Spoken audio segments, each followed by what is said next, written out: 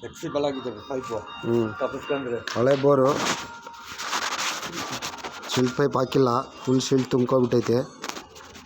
ಸಜ್ಜಾ ಐತೆ ಅಡ್ಡ 5 ಅಡಿ ಆಗಬೇಕು. ಸಜ್ಜಾ ಮೇಲೆ ನಿಂತ್ಕೊಂಡು ಕೆಲಸ ಮಾಡ್ತಾಯಿದ್ದೀವಿ.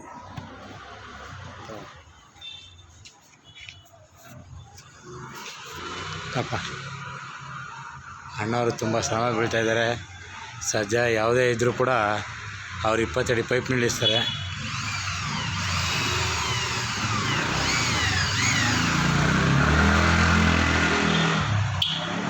ಭಾಳ ಟೆಕ್ನಿಕಲ್ ಭಾಳ ಚೆನ್ನಾಗಿದೆ ಇವ್ರ ಹತ್ರ.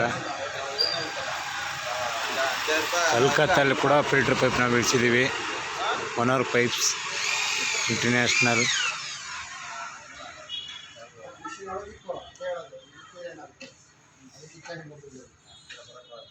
ನಂಬರ್ 1 ಫಿಲ್ಟ್ರ್ ಪೈಪ್ ಇದು.